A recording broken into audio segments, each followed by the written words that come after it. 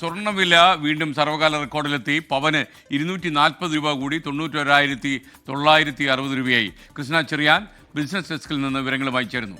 Krishna, good morning. പറയും. Very good morning S K. ഇപ്പോൾ ലോകത്തെ സാമ്പത്തിക വിദഗ്ധരെ തന്നെ 2 തട്ടിലാക്കിയിരിക്കുകയാണ് ഈ സ്വർണ്ണവില. ഒരു കൂട്ടർ പറയും സ്വർണ്ണം ഇനി പിടിച്ചാൽ കിട്ടാത്ത ഉയരത്തിലേക്ക് പോകുമെന്ന് പറയും. മറ്റൊരു കൂട്ടർ പറയും വളരെ നാടകീയമായി സ്വർണ്ണത്തിന്റെ വില ഏറ്റവും താഴേക്ക് പോകും, ലാബ് ഗ്രോൺ സ്വർണ്ണമൊക്കെ വരുന്നുണ്ടെന്ന് പറയും. അങ്ങനെ ഇപ്പോൾ 2 തട്ടിലാണ് ലോകത്തെ സാമ്പത്തിക വിദഗ്ധർ നിൽക്കുന്നത്. എന്തായാലും സ്വർണ്ണം ഇങ്ങനെ കുതിപ്പും കിതപ്പും തുടർന്ന് ഇങ്ങനെ പോവുകയാണ്. ഈ മാസം 1-ാം തീയതി നമുക്കറിയാം 87,000 രൂപയായിരുന്നു ഒരു പവന്റെ വില. ഇന്നത് 91,960 എന്ന നിലയിലെത്തിയിരിക്കുകയാണ്. ഇന്ന് പവന് കൂടിയത് 240 രൂപയാണ്. ഈ മാസം മാത്രം ഒരു പവന് കൂടിയത് 4,960 രൂപയാണ്.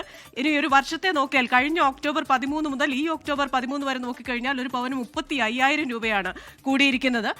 $460 ഔൺസിന് രാജ്യാന്തര നിലവാരത്തിൽ സ്വർണത്തിന്റെ വിലക്കയറ്റം ഈ വർഷം ഇതുവരെ 55%. ഇനി ഞാനാണോ മുന്നിൽ നീയാണോ മുന്നിൽ എന്ന നിലയിൽ വെള്ളിയും തൊട്ടു പിന്നാലെയല്ല.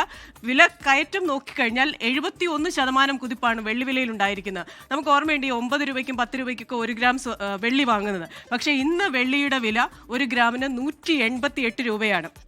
1 കിലോയ്ക്ക് 1.5 ലക്ഷത്തിന് രൂപയിൽ മേളിലായിരിക്കുന്നു. 4% വെള്ളിയുടെ വില കഴിഞ്ഞ ഒരാഴ്ച കൊണ്ട് മാത്രം കൂടിയിരിക്കുന്നത്.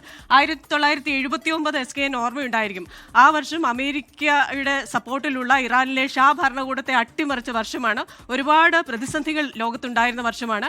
ആ വർഷം സ്വർണ്ണവിലയിൽ 130% വർധനയാണ് ഉണ്ടായത്. അപ്പോൾ ചിലർ പറയുന്നത് യൂറോപ്പിലെ നാറ്റോ പ്രശ്നങ്ങൾ, അതുപോലെ തന്നെ റഷ്യ യുക്രൈൻ യുദ്ധം, ലോകത്തിന്റെ മറ്റു ഭാഗങ്ങളിൽ നടക്കുന്ന പ്രശ്നങ്ങൾ, അമേരിക്കയും ചൈനയും തമ്മിലുള്ള വ്യാപാര യുദ്ധം മുറുകുമെന്ന വാർത്തകൾ. ഇപ്പോൾ ഏറ്റവും പുതിയതായിട്ട് അതാണ് ഏറ്റവും പ്രശ്നമായിരിക്കുന്നത്. തീരുവ വീണ്ടും ചൈനയ്ക്ക് മേൽ ചുമത്തും എന്ന് അമേരിക്ക പറയുന്നു.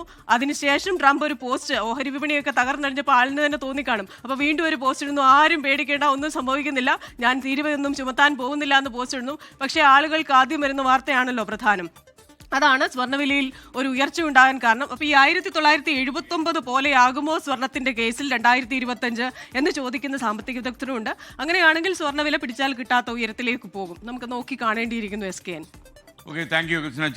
ലോകത്തെവിടെയായാലും ഏത് സമയത്തും 24 വാർത്തകളും ഓഗ്മെന്റഡ് റിയാലിറ്റി പാക്കേജുകളും എക്സ്പ്ലെയിനറുകളും വിശദമായി കാണാൻ ഞങ്ങളുടെ യൂട്യൂബ് ചാനൽ നിങ്ങൾക്ക് സബ്സ്ക്രൈബ് ചെയ്യാം.